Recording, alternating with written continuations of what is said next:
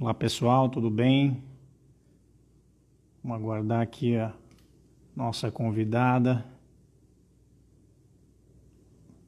Vamos aguardar o pessoal ir entrando aos pouquinhos. Só um minutinho. Só um minutinho. Ver se está ouvindo bem aí.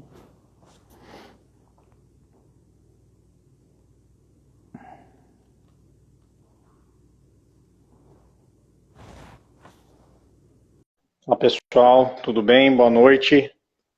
Vamos aguardar, já solicitei aqui a nossa querida Silvana, que deve estar já acessando, estabilizando o acesso. Olá Silvana. Boa Oi, noite. Leandro, boa noite. Tudo ótimo? Tudo jóia? Tudo bem? Tudo certinho, Olha só tudo com o que ótimo. eu estou aqui, né? Tudo Ah, que certo? bom! Chegou. Legal. Chegou Legal. ontem à noite, depois que nós nos falamos, chegou o livro, o pessoal da É, porteiro nos avisou. Falei, pô, que coincidência maravilhosa, tá aqui, tá na que mão, legal, né? que bom, que Enquanto a bom. gente vai aguardando o pessoal entrar, acessar, te mostra aqui um pouquinho, né, do trabalho da nossa querida Silvana do Monte Moreira, né? Ai, que bom. Obrigada, Pessoal, Leandro. nada, vamos lá, ainda tem bastante coisa aí para a gente conversar, né? Vamos iniciando. Primeiro, né, mais aqueles minutinhos aí dos acessos, ainda tem bastante gente dando boa noite. Pessoal, mexe então, por favor, ali. Vou pedir uma ajudinha aqui para ajustar o celular.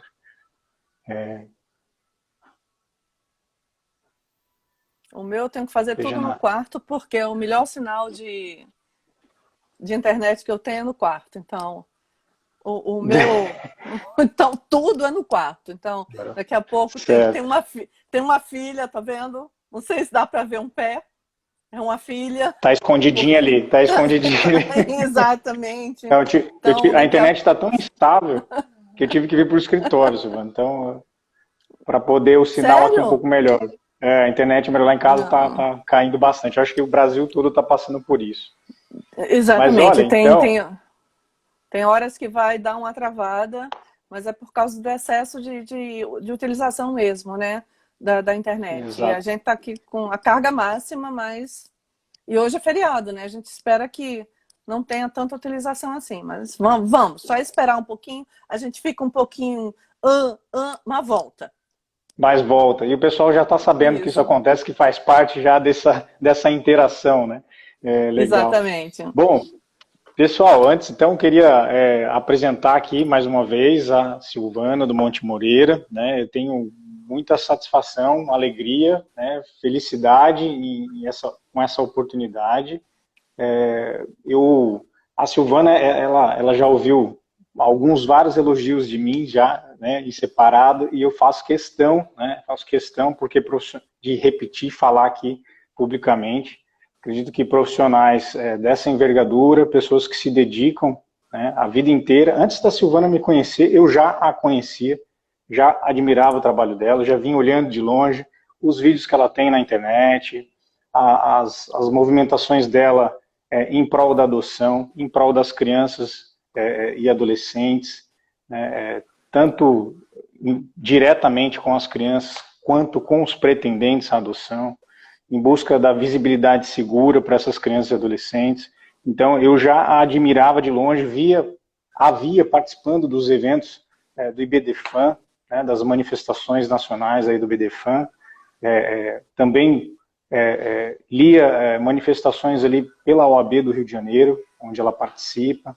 Então, a Silvana, ela é uma pessoa muito experiente, tá? E eu não tenho nem um pingo de dúvidas, né, nem um pingo de receio em dizer que é um dos grandes nomes dessa área no Brasil.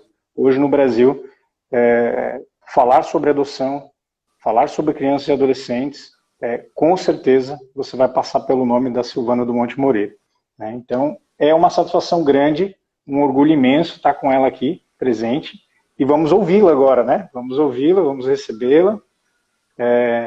Silvana, então, estamos a postos já para começar, né? Obrigada, Leandro. Na realidade, né, falar em grandes nomes em matéria de infância e juventude é uma questão até difícil, né? Porque é uma matéria que não é estudada, é uma matéria que até hoje não faz parte do currículo do curso de Direito.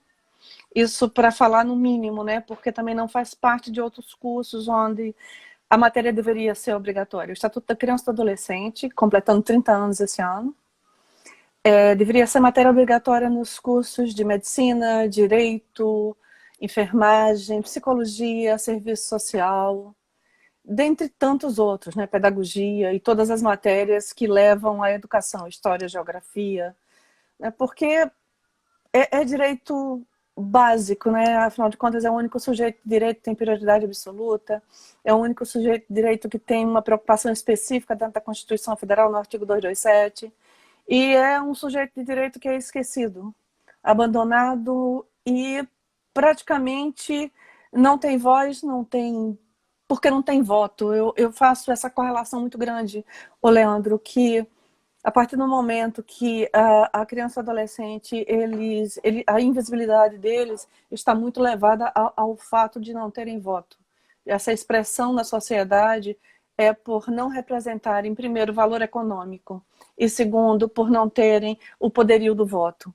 E por conta disso, eles continuam na invisibilidade, e não só na invisibilidade para toda a sociedade, que continua mantendo-os debaixo do tapete da sociedade, como bem diz o nosso querido Sávio Bittencourt, e que levou, inclusive, o IBDFAN a criar o projeto Crianças Invisíveis, né?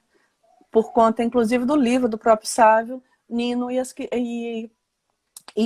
Crianças Invisíveis. Então, a gente trabalha, na realidade, buscando dar visibilidade e voz a quem não tem nem visibilidade e nem voz.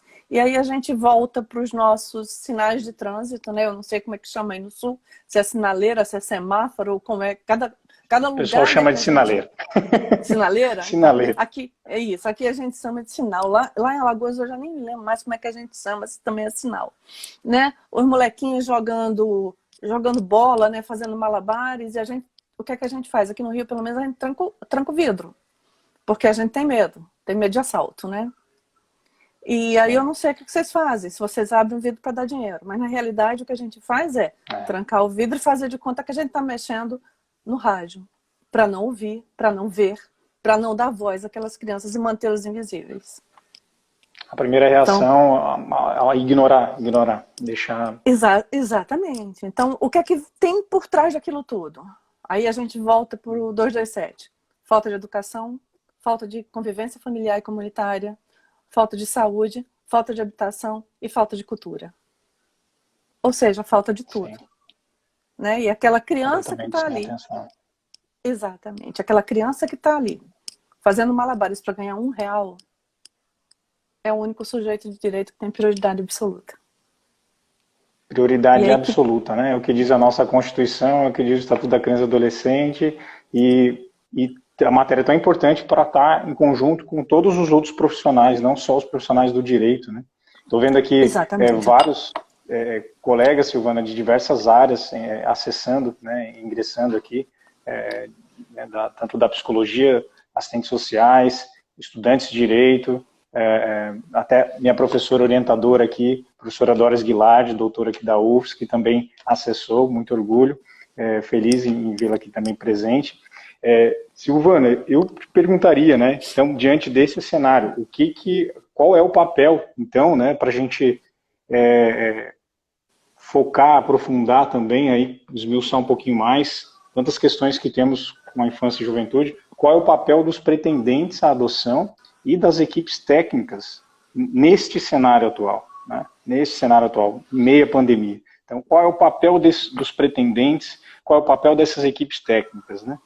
Temos aí uma série de limitações, a parte, digamos assim, vamos falar boa, né, se é que a gente pode também tirar essa expressão, que pelo menos aqui no estado de Santa Catarina, tem pessoas de outros estados ouvindo, mas pelo menos no estado de Santa Catarina, temos aí cerca de 90% dos processos são digitais, o que favorece bastante a esses encaminhamentos, mas ainda temos muitos obstáculos, temos aí carência de equipes, temos carência de atenção, da mais básica que seja.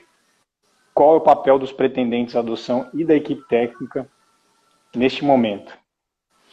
Na realidade, Leandro, a gente tem que partir um pouquinho para antes disso, tá?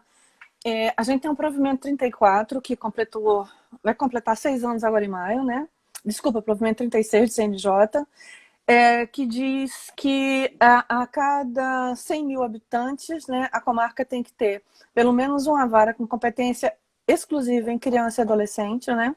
Aí a gente tem que lembrar que o estatuto é da criança e do adolescente e não da infância e da juventude, já que a juventude tem um estatuto próprio para si. Ou seja, até os nomes das varas está errado. A prioridade é nenhuma, a ponto da gente andar há anos com o nome das nossas varas errado, né? O provimento tem 6 anos e diz que a competência tem que ser exclusiva. Aqui no Rio de Janeiro, a vara da infância, da juventude e do idoso. Em Alagoas é cível, infância e juventude. Na Bahia, criminal, infância e juventude. Em outras comarcas, em outros estados, criminal, infância e juventude, né? Não tem nada a ver uma coisa com a outra. Mas não é só a Bahia, não. Tem outros estados também. Se não me engano, acho que Minas Gerais também. Outros é família, outros cível, é tudo muito misturado. Então, a gente tem um provimento da própria Corregedoria Nacional de Justiça que não é cumprida. Nesse mesmo provimento, estabelece que a cada 100 mil habitantes temos que ter pelo menos um psicólogo, um assistente social e um pedagogo. E aí eu volto para o Rio de Janeiro com quase 7 milhões de habitantes, a gente teria que ter 7 varas, 70 varas, 70 psicólogos, 70 assistentes sociais, 70 pedagogos e 70 juízes. Nós temos 4 varas. E a gente não tem, obviamente, que 70 psicólogos, 70 assistentes sociais e muito menos pedagogo, porque nunca foi contratado um pedagogo. Os nossos processos são lentos, assim como os são no Paraná, no Rio Grande do Sul e em Santa Catarina. Os habilitandos aguentam processos longos porque a lei muda, como mudou recentemente. Os prazos diminuíram. A lei, inclusive, teve o codinome de Lei dos Prazos. A habilitação passou a ter 120 dias. Para quê? Se não é cumprido. E não existe sanção para o seu cumprimento. Não aconteceu em 120 dias. E vai acontecer o quê? Por não ter cumprido os 120 dias? Absolutamente nada. Tá? Vai passar 240, 360 e nada. E você vai punir o juiz? Não, porque não tem assistente social e não tem psicólogo. Porque o Tribunal de Justiça não faz concurso para isso. E quando usa a mesma prerrogativa que consta no Estatuto da Criança e do Adolescente, de usar peritos judiciais devidamente cadastrados no setor de perícias judiciais do Tribunal de Justiça, existe limitação para a contratação de peritos. Usando lá a lei de responsabilidade fiscal, que aí a gente tem que falar que a lei de responsabilidade fiscal, ela não pode se sobrepor à Constituição Federal. Vamos lá? Hierarquia. Constituição Federal está aqui. Criança e adolescente está no 227 da Constituição Federal. Então, obviamente, que a lei de responsabilidade fiscal está aqui. Então, as verbas destinadas à criança e adolescente, elas estão aqui. E aí a gente não precisa falar de pirâmide, porque senão a gente vai começar em princípios gerais de direito e aí vai ser um rolo muito grande, mas é só dizer que dessa forma a gente não pode trabalhar. Criança e adolescente tem prioridade e as varas da infância e do adolescente têm que ter psicólogos e assistentes sociais em número suficiente para atender a demanda da população, a sua população prioritária de crianças e adolescentes que precisam de uma família. A gente não está falando nesse momento em dar crianças para as famílias, e sim famílias para as crianças e adolescentes que dela necessitam. Nós verificamos nesse momento de pandemia, que é um estado de exceção que a gente está vivendo, que os habilitandos estão correndo atrás de informações. Eles estão participando de N salas, N salas.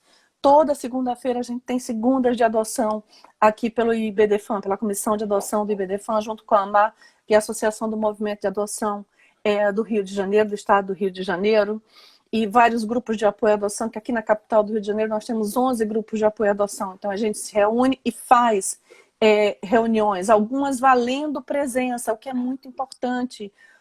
Ô Leandro, as varas da infância, elas aceitam as nossas reuniões virtuais. E a gente criou um mecanismo através do Zoom de computar presença. A gente faz a chamada antes da reunião, a gente computa a presença durante a reunião, através dos quadrinhos a gente vê quem está presente o tempo todo. Então isso já está acontecendo, Silvana. Já está acontecendo agora, nesse período de isolamento social, então já está ocorrendo os cursos. São em quantas varas que isso está ocorrendo aí na capital do Rio de Janeiro? No momento, na primeira, na terceira e na quarta. Nós temos 4 varas, a gente só não conseguiu com a segunda vara. Exatamente. Até porque a segunda vara vagou recentemente. A juíza que era titular da segunda vara pediu exoneração.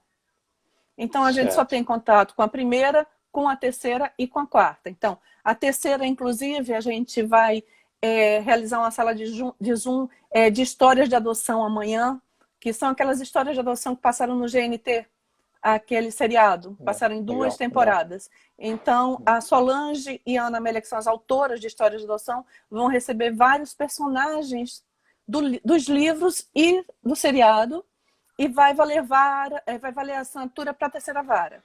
Na segunda-feira, nós vamos receber o juiz Sérgio Luiz Ribeiro de Souza, que é o juiz da primeira vara e da quarta vara. E também vai valer presença para a primeira e para a quarta vara. Ou seja, os juízes têm a sensibilidade, porque são absolutamente vocacionados, né? Que as pessoas tem um time muito forte, né? Aqui o Rio de Janeiro é muito bom. Muito bom. Então, e isso é muito bom. E as equipes técnicas assistem, inclusive os peritos assistem também. E isso é muito bom, porque esse momento é um momento de alta sensibilidade para todo mundo. Você imagina você saber que vai esperar e que nessa espera ainda tem esse interregno, né? Certo. Então, isso é um ponto bastante interessante, que é uma das demandas que eu venho recebendo, venho acompanhando nós, né? A gente vem acompanhando nos grupos, onde tem os pretendentes à adoção, alguns membros também de equipes técnicas de acolhimento, etc. Como é que vai se dar isso? Né? Porque a gente tem um cenário, não vamos entrar aí no mérito também da questão da pandemia, mas a gente tem um cenário de incertezas, porém, a gente tem que diariamente buscar alternativas para que a gente não encerre todas as nossas atividades. Tivemos uma suspensão geral de atividades, mas agora começa-se a retomar tudo. Em Santa Catarina, principalmente, retomar muitas coisas à distância. E um ponto que vem sempre são essas perguntas. Como é que fica o meu processo? Quem está se habilitando? Né? Quem está há muitos anos já aguardando também por essa habilitação? O que essas pessoas podem fazer? Aqui, infelizmente, a gente tem relatos, Silvana, sei que também não é só uma situação daqui, mas sim nacional, infelizmente, relatos de pretendentes à adoção que estão em habilitação, veja, não foram nem para o estudo social, estão aguardando isso há 2, 3, 4, 5 anos, né? Que me parece bastante preocupante. Dentre esses pretendentes, existem pessoas com perfil para adoções necessárias, que são aquelas, né, para quem está nos acompanhando aí, de crianças acima de 7 anos, grupo de irmãos, pessoas com alguma deficiência, com alguma necessidade especial. Então, essas adoções necessárias, muitas vezes estão ali represadas nesses pretendentes à adoção, que estão aguardando ali anos, né? E, por outro lado, tem crianças ali que também estão chegando aos 18 anos, muitas vezes despejadas dos acolhimentos, porque a nossa região, nosso estado, carece de programas também de apoio para esses adolescentes que saem. Então, se ele não é reintegrado numa família, se ele de algum modo não consegue se inserir no mercado de trabalho, o que faz, né, com esse adolescente com 18 anos? E aí a minha pergunta maior seria o seguinte: o que os pretendentes que estão nessa situação poderiam fazer, né? Leandro, vejo o seguinte, eu vejo 2 alternativas aí. Primeiro, uma denúncia ao CNJ, porque não se pode permitir que o judiciário permaneça em tal estado de descaso com os jurisdicionários. Isso é um absurdo. Ficar 3, 4 anos esperando um estudo social, um estudo psicológico, isso é um absurdo. Isso não existe. O processo ele deve durar 120 dias, é o que a lei estabelece, ele tem que durar isso, digamos que por um problema técnico, ele tenha... Eu já recebi, inclusive, despachos nesse sentido, por problemas técnicos, por falta de pessoal. Não temos como realizar os estudos nesse momento, mas é necessário que o Estado cumpra o seu dever de Estado, né? O judiciário, principalmente. Passar 3 anos aguardando uma habilitação, 3 anos um estudo social, um estudo psicológico, é necessário denunciar isso ao CNJ. Nós temos no Conselho Nacional de Justiça um ministro corregedor totalmente voltado para a infância, que é o ministro Humberto Martins. Ele com certeza verá o que está acontecendo e tomará as providências devidas, inclusive entrando essa vara em correção para saber o que está acontecendo. Porque o descaso não é só com o habilitando, é com a criança que está perdendo uma chance. E aí a gente vai para o princípio da perda de uma chance. Se essa criança e esse adolescente perderem a chance de ser adotado, né, é necessário que se entre com uma ação contra o Estado. Porque eles perderam um futuro que eles poderiam ter. Se não me engano, já existem 2 ou 3 ações nesse sentido. De meninos e meninas que saíram aos 18 anos sem serem adotados por inércia do Estado. O Estado inerte, o Estado padrasto no mau sentido, tá, gente? Porque existem padrastos maravilhosos, eu tive padrastos ótimos, né? Então, padrastos no plural, tá? Então, a gente tem que falar padrasto. Exatamente, no plural. Então, não dá para ficar simplesmente criando um container de crianças e adolescentes esquecendo que eles existem. É por isso, Leandro, que a gente tem que lutar contra essa invisibilidade. É por isso que o IBDFAN luta tanto contra a invisibilidade de crianças e adolescentes que estão acolhidas.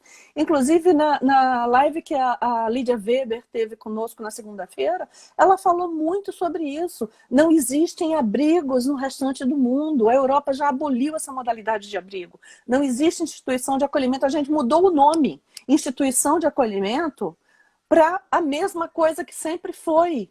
Abrigo. Esse é um ponto. Mudou Exatamente. o nome e continua exatamente a mesma coisa. Se você lê o relatório que foi feito pelo vereador Leonel Brizola Neto a respeito das instituições de acolhimento aqui do Rio de Janeiro capital, você chega a doer a alma. Porque a nossa situação aqui é simplesmente absurda. Eu não estou falando em termos das pessoas que cuidam, não. As pessoas que cuidam são maravilhosas, elas tiram leite de pedra. Nós estou falando das estruturas físicas, entendeu? Nós temos abrigos que são localizados em containers. E aí você pensa, containers iguais do Ninho do Urubu? Não, Leandro. O Ninho do Urubu era o Taj Mahal. Eu estou falando em containers com fios expostos e com água correndo. E com esgoto, que quando eu boto o pé, o esgoto sobe. É nisso que eu estou falando. Eu respondi o que você perguntou, eu viajei muito. Não, a gente foi abordando um pouquinho. Exato. A minha preocupação, ela tá, e eu acredito que a pergunta que vem, que eu tenho visto reiteradamente, está nesse sentido, nessa preocupação, porque a gente sempre relembra, e eu até queria ouvir da Silvana, eu acho que o pessoal está querendo ouvir também, que esse período, se a gente tiver um cenário positivo, onde a gente fique 3, 4 meses nesse distanciamento social, mas pode ser que isso se prolongue um pouco mais. 3, 4 meses, para nós, o impacto ele já é bastante, já é desgastante. Imagina, estou na 5ª semana que eu estou em isolamento. Isso já é desgastante na 5ª semana, eu pessoalmente, a minha esposa, os meus amigos que eu converso. Então, assim, para as crianças que estão ali em acolhimento, além de todas essas limitações, é um período muito importante, né? Em um ano, a evolução de uma criança, de um adolescente, em um ano, é gigantesco, né? O tempo da criança não é o mesmo tempo para nós, né? E aí, como é que fica essa questão, né? O que a gente pode fazer? Nós aqui estamos preocupados, que somos as vozes, né?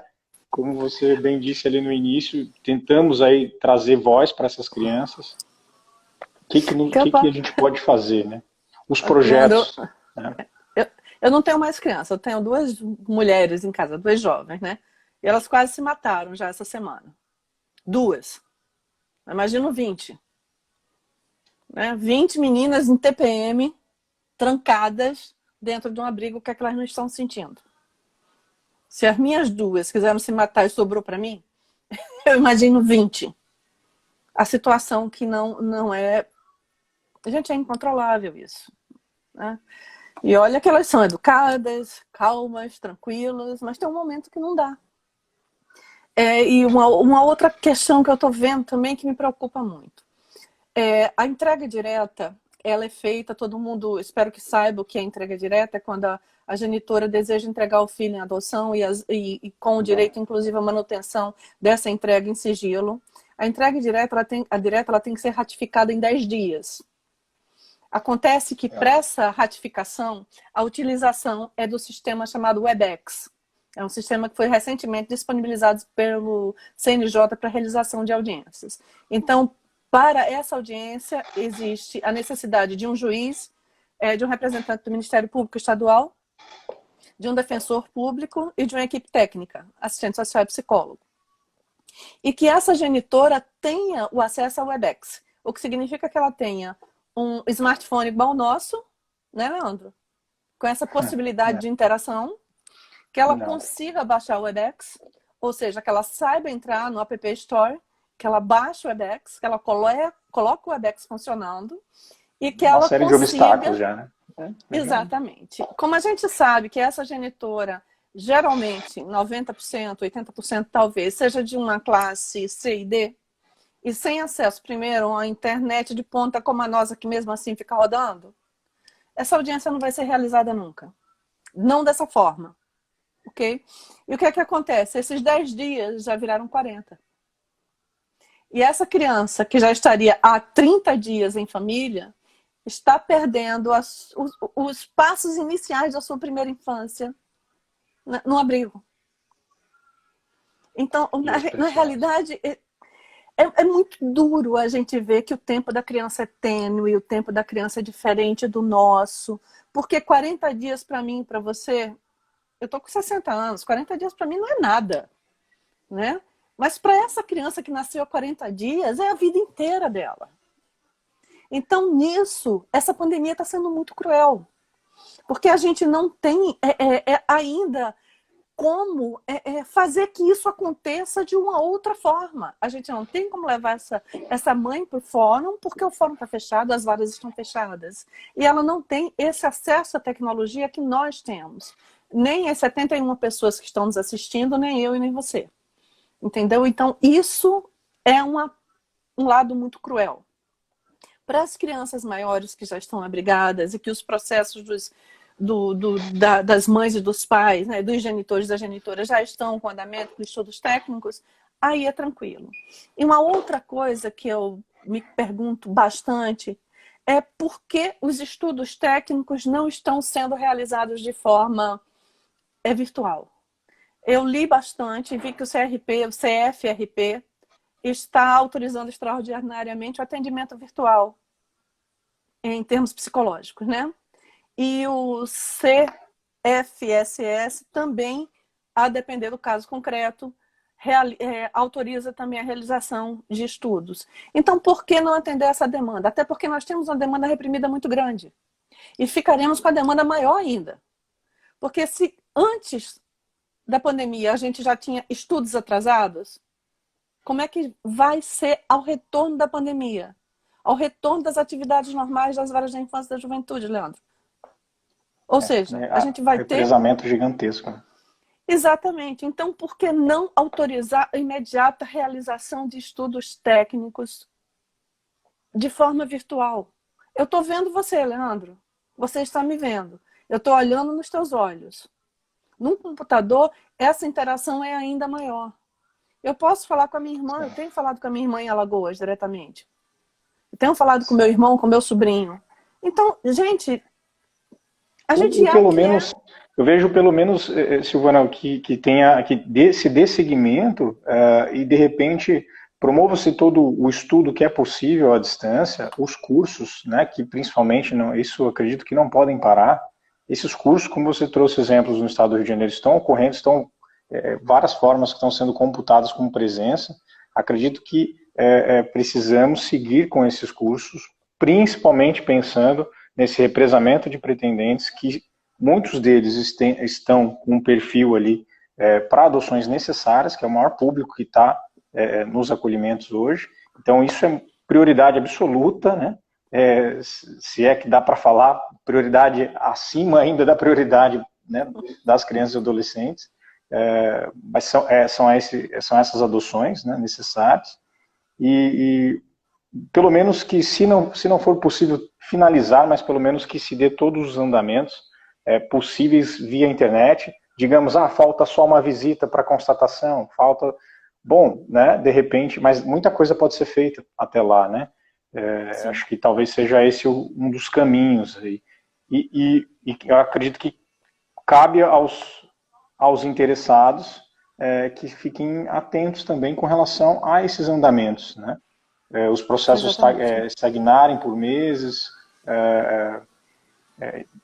Eu sei, né, conheço aqui algumas equipes, né, não todos, mas conheço alguns, e sei o esforço, o empenho gigantesco que eles fazem para dar conta do volume de coisas, que é humanamente impossível, né, dar conta de todo o volume que vem de laudos e estudos, mas acredito que cabe a nós, cabe aos pretendentes, cabe às equipes técnicas todas envolvidas, se manter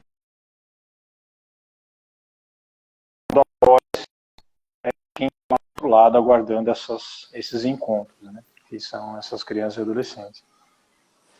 Também tem uma outra coisa, Leandro. As equipes adoecem, não é? Porque lidam com muita dor, com muito sofrimento, com muita tragédia, com muita miséria. A gente vê muita gente das equipes técnicas adoecendo. Porque é praticamente impossível você não internalizar parte desse sofrimento.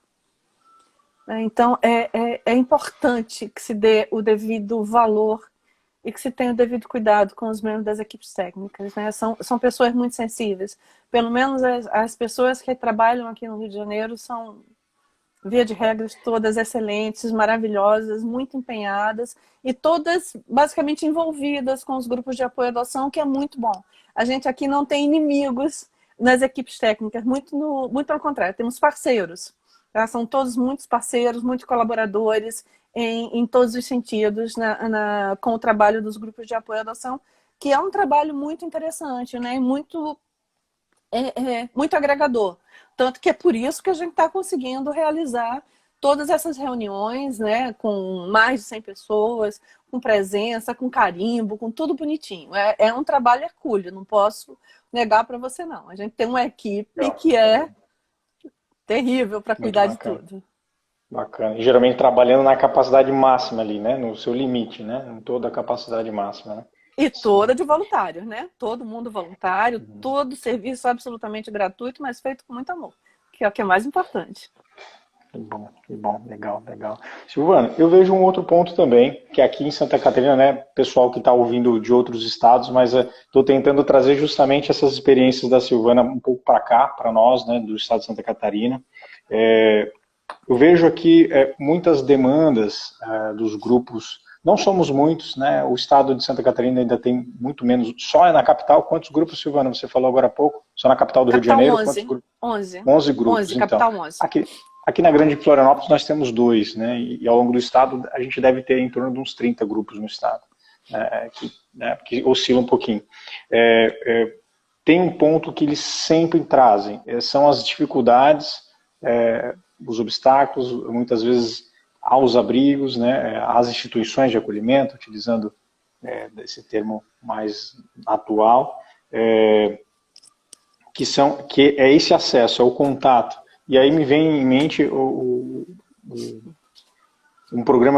projeto que tem implantação, que tem já no Rio de Janeiro, que é o de Portas Abertas, abrigo de Portas Abertas, ou outro que você queira trazer, que seja exemplo, modelo, pudesse falar um pouquinho para a gente, para que nós aqui dos grupos, né, eu até já falando um pouquinho também do nosso grupo do GEAFA, né, que está fazendo 10 anos esse ano, que tinha programação de comemoração, de festa, mas infelizmente suspendemos, adiamos, faremos algumas coisas online.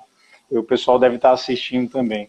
E a gente sempre comenta que falta braços, né? A gente vai onde a gente consegue, mas tem muitas coisas bonitas e importantes que aqui nós não temos ainda em Santa Catarina. E a gente vê em outros estados muito positivos, como esse que eu mencionei. Então vamos lá para falar um pouquinho para a gente. Falo do Abrigo de Portas Abertas. Tem 2 projetos que são o menino dos olhos, né? Primeiro nem sei onde é que está. Deve estar aqui em casa em algum lugar, que é o que a gente ganhou a menção honrosa do Inovare. Mas eu falo depois dele, falo primeiro do Abrigo de Portas Abertas. O Abrigo de Portas Abertas começou com uma conversa com a doutora Mônica Labuto, que é a juíza da 3ª Vara da Infância, Juventude e do Idoso, aqui da comarca da capital do estado do Rio de Janeiro.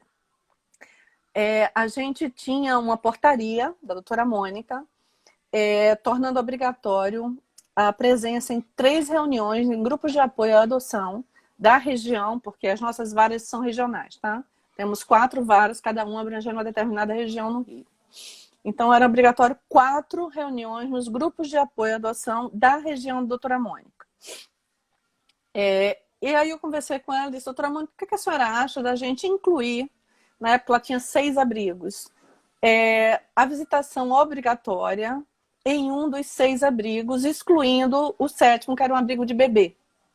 Aí ela disse, acho ótimo, reeditou a portaria e colocou obrigatoriamente a visitação a um dos abrigos.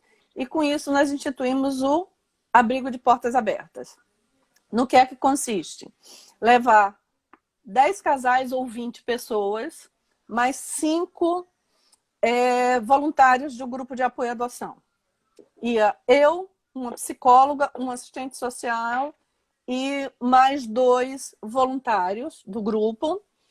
E geralmente mais uma pessoa que fazia aquelas bolinhas em forma de bichinho, ou pessoas de teatro, ou cantores. E a gente marcava pelo Facebook, a gente tem um grupo de visitação e reunião, marcava pelo Facebook quem ia levar o que de lanche, marcava com um abrigo, e aí a gente levava sempre a salada de fruta, porque a gente descobriu que a salada de fruta é a coisa que une mais as pessoas. Então um levava banana, outro levava... E assim a gente fazia uma salada muito grande lá no abrigo. Trabalho em equipe. Exatamente. Leite condensado. A Lúcia, que é a dona Gonzaga, ela já tinha tudo. A panela grande. Ana Gonzaga é um grupo no Rio, gente. É um grupo de apoio. Isso, Ana Gonzaga. Nós somos 3 grupos atualmente, Ana Gonzaga. Depois, se der tempo, eu conto um pouquinho da história. E aí a gente levava refrigerante. Tudo que as crianças não usavam durante a semana, a gente levava. Era o domingo do descaminho, entendeu? Aí a gente chegava lá, eu tinha corda no carro de pular, bola de basquete, bola de futebol, jogos. Aí a gente jogava, brincava, pulava. Tinha meia hora de cidadania. A gente falava sobre profissão, eu dizia o que eu era, ou a gente falava sobre ecologia, sobre o planeta, coisas que ajudassem as crianças, né? Ali histórias, etc, etc. E isso todo mundo junto ali, as crianças com os pretendentes, isso, não necessariamente pretendentes que queriam aquele perfil, independente, né? Um grupo de pretendentes interessados, né? Certo. Sim, um dia foi o meu aniversário, eu fiz a minha festa de aniversário, eu fiz a festa da Magali. Isso, porque todo mundo acha que eu como demais, então a festa da Magali foi sugestivo, será? Então foi uma festa linda, um bolo em formato de melancia, então foi lindo, né? E foi lindo, eu comemorei 2 festas de aniversário. E aí foi tudo maravilhoso, e eles nunca imaginaram que a gente era de grupo de apoio à adoção. Eles achavam que eu era a tia da animação. Porque eu era a que botava funk e dançava com os meninos até o chão. Tinha uma menina chamada Anitta, que ela dizia, tia, você não tem mais idade para ir até o chão não, tia. A sua coluna vai ficar doendo. E ficava mesmo, né? Isso era sempre era um domingo por mês. Quando eu chegava no escritório na segunda-feira, a Júlia, minha sócia, chegava e dizia, dançou funk ontem com as crianças, né? Eu dizia, você já sabe, né? Tô olhando com a sua cara, tá com a coluna doendo. Aí eu digo, então. Isso a gente fez 5 anos só com a terceira vara. Depois outros 2 grupos entraram. A doutora Mônica permitiu mais 2 grupos, então a gente começou a se revezar. A gente fazia isso com o abrigo de crianças com deficiência. A gente fazia isso com o abrigo de crianças acamadas. E por incrível que pareça, a gente viu encontros maravilhosos e imprevistos. O objetivo nunca foi esse, tá, Leandro? Mas qual foi o objetivo encontros. principal, Silvana? Qual foi o objetivo, assim, quando foi pensado? O objetivo principal tem previsão tá no Estatuto da Criança e Adolescente até, né? 197C, parágrafos 1º e 2º, se não me engano. Sou péssima de número, mas acho que... Eu do número também não... Eu sei que tem. O problema é que ele fala de preferência o contato, né, com as crianças. Exatamente. Coloca sempre de possível, preferência. Sempre que possível. Sempre possível. Exatamente.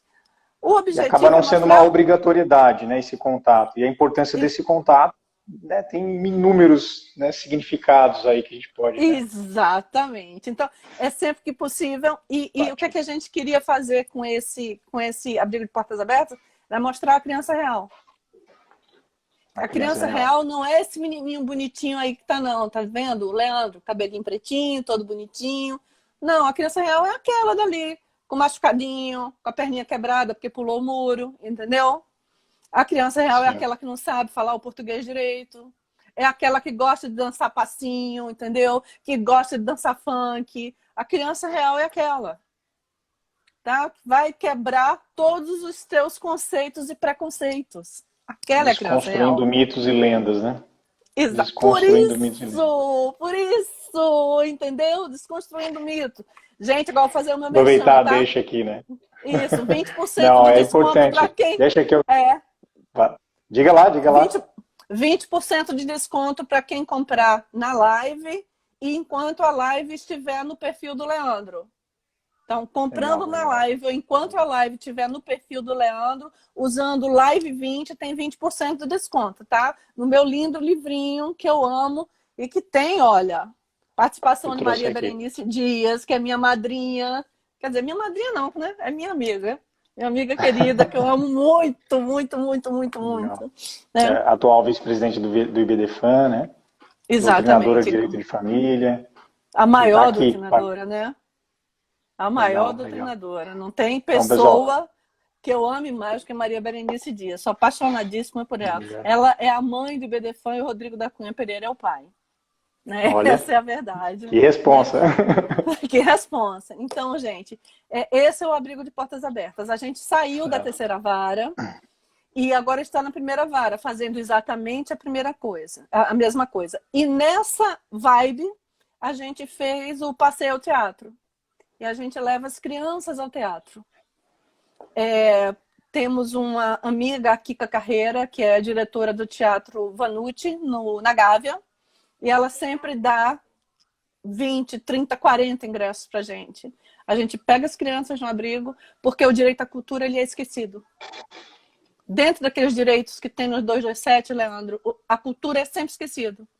Parece que criança de abrigo não precisa ter cultura. Pra quê? Pra que ter cultura? Não precisa, né?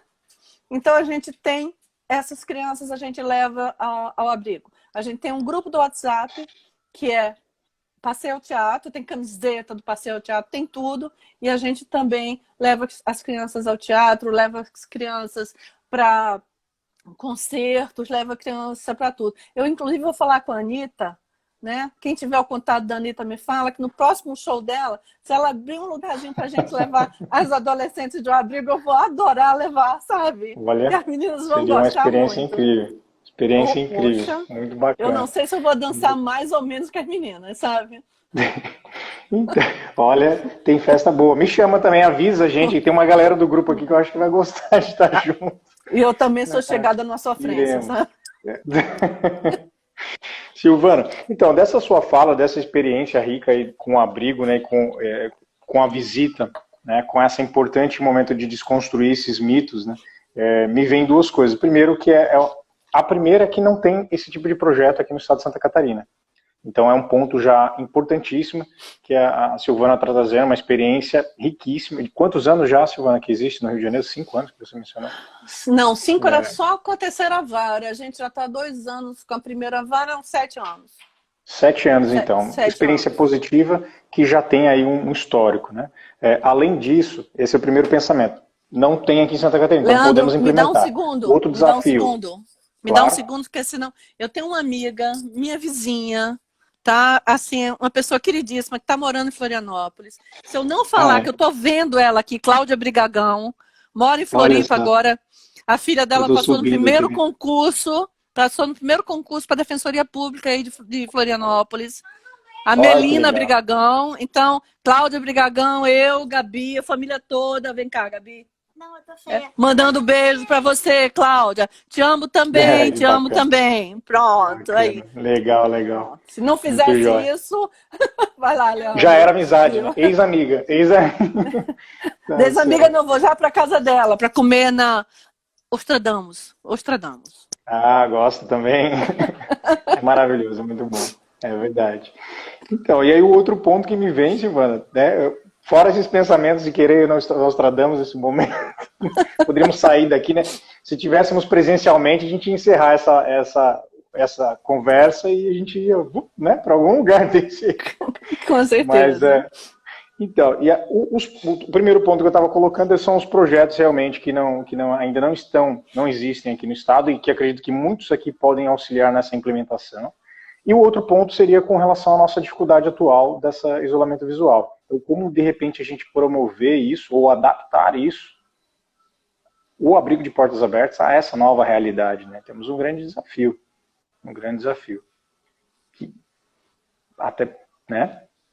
Joga a bola para você agora. Na realidade, nesse momento, a gente não está conseguindo fazer essa interação com os abrigos. O que a gente está fazendo é ajudar, através do mesmo grupo, por exemplo, entrega de máscaras, alimentos, álcool, o que eles estão precisando. Aqui no meu bairro, por exemplo, que é o bairro de Laranjeiras, que é conhecido por ser o bairro da esquerda caviar, né? Então eu tinha que morar nele, não podia morar em outro. Por exemplo, tem o pão. O pão, a cada pão que você compra, eles entregam um outro. Então, a gente manda para Casa do Catete, que é um abrigo só de meninas. As máscaras que vêm lá de Friburgo, que é uma cidadezinha que faz roupas e lingeries, que está totalmente paralisada nesse momento, e que as meninas estão fazendo máscaras por troca de 1 quilo de alimento para uma comunidade de lá e para um abrigo. Então, eles mandam 300 máscaras para cá, a gente compra 300 quilos de alimento para lá, a gente manda algumas máscaras para os abrigos. Então, a gente está fazendo uma colaboração, um apoio de uma outra forma. A gente tem ajudado na forma de solidariedade. Olha aí, minha amiga Rosângela Santos, que acabou de entrar, acabei de falar de Friburgo, ela que providencia as máscaras e faz as compras dos alimentos Legal. lá para a comunidade. Escreve, Rosângela, por favor, qual é o nome do abrigo da comunidade que a gente ajuda aí em Friburgo. E ela que faz todo essa compra das máscaras, manda para cá e a gente faz a entrega de máscaras. Porque a gente também não tem como pegar e fazer essa visita virtual aos abrigos, até pela falta também de uma boa internet, de um bom equipamento. Aí a gente volta para aquela mãe que entregou a criança que não pode participar da audiência. Não tem como participar da audiência, certo. Então A temos Lara, Abrigo de obstáculos. Jesus. Exatamente. Então a gente não pode fazer essa visita, mas eu estou sempre em contato. A gente tem um grupo onde estão os abrigos da primeira vara, que a gente pergunta o que está precisando, da terceira vara pergunta o que está precisando, da quarta vara pergunta o que está precisando, né? Tem hotéis sendo desmobilizados, dando os colchões, e a gente, na realidade, Leandro, vive fazendo esse meio de campo, entendeu? Não me pergunte que horas, não, porque a gente deve ter um dia de mais de 24 horas para fazer isso tudo. Mas dá conta de fazer tudo. Certo. Eu até aqui em Santa Catarina, em Florianópolis principalmente, acredito que está faltando, né, um pouco dessa articulação também, é um outro ponto. Articulação, digamos, talvez centralizada com a sociedade civil, né, com a nossa, com os civis, né, sociedade civil mesmo, essa expressão. Centralizar isso em algumas equipes para verificar o que isso é um ponto também, é um outro né, exemplo aí que a gente poderia trazer para cá também, implementar, justamente tentar monitorar, mapear o que está nesse momento necessitando, né? E a gente comentou da solidariedade também, que isso, né, existe, e também eu acho que é um gesto, estamos encaminhando aí já para os minutos finais aí dessa 1 hora, né? E acredito que é o que tem de positivo também na movimentação da sociedade agora, né? Acho que a gente pode aproveitar também essa linha e tentar implementar para cá também, né? Leandro, no início que a gente começou a visitação, eles não nos viam com bons olhos, não. Na realidade, eles achavam que a gente era um X9, olhando tudo para contar para o juízo. E, na realidade, a gente olhava tudo não para contar o juízo, mas para ajudar a recuperar. E quando os abrigos perceberam que quando a gente via que o bebedouro estava quebrado, que a gente queria consertar, eles entenderam que a nossa ajuda, como sociedade civil organizada, era muito útil. Então, nós passamos a não ser vistos como X9, sim como parceiros e amigos, e construímos, nesses 7 anos, uma força muito grande, entendeu? Somos muito amigos de todos. O que precisam, perguntam a gente, pedem, e a gente faz esse apoio, essa colaboração. Agora, deixa eu falar um pouquinho do outro projeto, que é o pós-natal da adoção, que foi esse que a gente ganhou a menção honrosa lá numa reunião grande com o ministro Aires Brito, maravilhoso, que eu sou apaixonada desde antes daquele cérebro de voto, né? Mas passar uma noite conversando com ele foi maravilhoso, né? O voto importantíssimo, né? Poxa. Para quem está acompanhando aí, não pegou, o voto importantíssimo da decisão sobre os casamentos homoafetivos, né? É esse que você está fazendo a referência. Exatamente, porque a gente não só luta por crianças e adolescentes, a gente luta por todas as vulnerabilidades, né? E dentro das vulnerabilidades, população LGBTIQ, a gente luta e luta muito. Então, a gente fez um projeto intitulado também nos grupos de apoio à adoção Ana Gonzaga, intitulado Pós-Natal da Adoção, onde a gente se dispunha a receber as pessoas com crianças a partir de 0 ano a 18 anos, a partir do primeiro dia da nova família. E por 1 ano, em analogia a quem tem filho biológico, a gente passa 1 ano levando o filho uma vez por mês para medir o perímetro cefálico, o peso e ver se as vacinas estão em dia. Eu não sei se funciona assim, porque já tem muito tempo que eu fui mãe pela 2ª vez. Então a gente fez uma carteirinha para que todo mês a pessoa fosse com a criança lá. E aí a gente começou a receber e não parou de receber mais. Só que a pessoa que foi no primeiro ano, a Ilene, que foi no primeiro mês, eu acho, tá aí, as pessoas que foram no primeiro mês nunca mais deixaram de ir. E o grupo começou a aumentar. E aí eu digo, gente, vou inscrever esse projeto. E inscrevi, a gente foi um dos 3 melhores projetos inscritos no Brasil inteiro, na categoria de advocacia, né? Então, o projeto cada vez cresce mais. A gente tem, inclusive... Oi, Paulinho! Beijo grande, meu querido. Exportado tecnologia. Já fui para vários locais para exportar a tecnologia, mostrar o que é que a gente faz. E o que é que a gente faz? A gente recebe as pessoas em 2 salas. Uma sala ficam os pais e as mães. Inclusive, a gente recebe pessoas que não adotaram ainda, mas que estão habilitados, porque eles dizem o seguinte: se existisse um colégio para pais e mães biológicos, seria maravilhoso, porque aqui a gente aprende de tudo, a enfrentar todas as crises. E a gente tem uma sala ao lado com psicólogos e voluntários, estudantes de psicologia também, com todas as crianças e adolescentes. E eles entram e saem das salas, entendeu? Porque não existe nada de segredo. E se a gente estiver falando um assunto um pouco mais pesado, a gente simplesmente muda de assunto na mesma hora, porque a gente já está escolado fazendo isso. Então, é muito bom, é um projeto maravilhoso. Então, eu digo, são as meninas dos meus olhos, os 2 projetos, né? O Abrigo de Portas Abertas e o Pós-Natal da Adoção. E agora, só falando um pouquinho de Ana Gonzaga. Ana Gonzaga Surgiu da seguinte forma. Eu era advogada da Associação da Igreja Metodista da primeira região eclesiástica, que tinha 402 igrejas aqui no Rio de Janeiro, deve ter mais. E um dia, conversando com o bispo Paulo Lockman, não sei por que veio o assunto adoção, e aí ele disse que era pai por adoção de uma criança. Eu disse, eu também sou. E a secretária-geral, Rosemarie, disse, eu tenho uma sobrinha em tutela.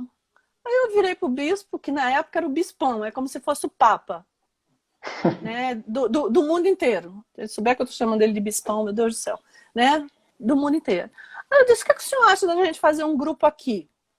Aí ele disse, não só aqui, mas nas 402 igrejas que a gente tem no Rio de Janeiro. Aí a gente abriu lá na sede, no Flamengo, abrimos em Guapimirim, Cascadura e em Copacabana. Então são todos Ana Gonzaga. E Ana Gonzaga foi uma metodista, uma missionária metodista que em 1939 doou algo em termos de 9 milhões de metros quadrados de terra para ser construída uma obra social para crianças órfãs. Foi mais ou menos na época da guerra, se não me engano. E aí a gente achou que nada mais justo do que uma homenagem a essa mulher. Então foi isso. Maravilha, que maravilha. Legal, maravilhoso. Maravilhoso. Bacana. E já são quantos anos de história? Quantos anos que vocês estão com? Vamos completar 12. Vamos completar 12 de Ana Gonzaga esse ano. E aí a gente vai abrindo Ana Gonzaga 1, 2, 3, 4, 5, entendeu? Onde tiver um lugarzinho pra gente abrir, a gente abre. Legal, legal. Silvana, já estamos aqui encaminhando para os últimos 3 minutos. Eu até queria deixar, se alguém quiser fazer perguntas, a gente abre rapidinho uma outra, né, que vai cair a live pelo tempo do Insta. A gente abre rapidinho, se alguém tiver pergunta, então entra rapidinho, mas vai ser só o fechamento mesmo. Antes de sair, porque muitos não retornam, eu queria de novo agradecer a presença da Silvana do Monte Moreira, que ela, além de um trabalho prático, né, maravilhoso, de muita militância e vivência em prol desses projetos, que, como esse, não são só esses dois, esses são os favoritos dela. Ela tem inúmeros outros que já participou, contribuiu, escreveu, tem uma vida toda dedicada à criança e adolescente, aí, a essa causa. Então, como eu disse para vocês, sou suspeito a falar, que eu sempre admirei, né? Sou um fã de carteirinha. Então, uma satisfação imensa recebê-la aqui para a gente conversar, para que as pessoas, acredito que o maior público que está nos acompanhando é daqui da nossa região, então tem muita coisa dessas experiências que ainda podem ser implementadas aqui. Nós do GEAFA temos nossos braços, né, limitados, claro, a gente trabalha com aquilo que a gente pode, mas é sempre bom fortalecer, agregar, e com essas experiências, com essa sua fala, com certeza tem muita gente que vai ficar aí com uma provocação aí para os próximos meses, né? Agradeço, Silvana. Muito obrigado, carinho. Eu que te agradeço, Leandro. E gostaria de dizer para o teu pessoal, principalmente de Santa Catarina, eu fui algumas vezes a Santa Catarina, gosto muito do teu estado. E agora que a minha amiga está morando aí, né? Cláudia, eu vou aí para ficar na tua casa mesmo, né? Ficar aí. A gente era vizinha mesmo, no mesmo prédio, então faz muita falta, Cláudia, ter ido para Santa Catarina, mas vou lá visitá-la. O marido dela fez a minha filha passar no vestibular, no Enem, assim, olha, um homem maravilhoso que fez Gabi estudar matemática e física. Então, olha, quem precisar do professor de matemática e física, tem o marido da Cláudia Brigadão. Já tem aí. Maravilhoso. Mas o que eu queria dizer, gente, é o seguinte. Leandro faz parte da nova geração de advogados que trabalham com infância e juventude, e a gente precisa de renovação nessa área. Tem o Felipe Fernandes aqui no Rio de Janeiro, que também é da nova geração. Filipão, grande. Isso. E são novos. Temos 25 segundos. Vai cair, qualquer coisa a gente volta. Tá. A gente volta, tem 25 segundos. O que a gente precisa é justamente isso. Tá. De novos nomes. Então, Leandro, é um orgulho ter você, tá? Seguindo esse caminho. Obrigado. Porque a gente daqui a pouco tem que se aposentar, né? Tem que largar as chuteiras para que a nova geração assuma. Ninguém vai te largar, não. Ninguém vai te deixar, não. Mas tem que deixar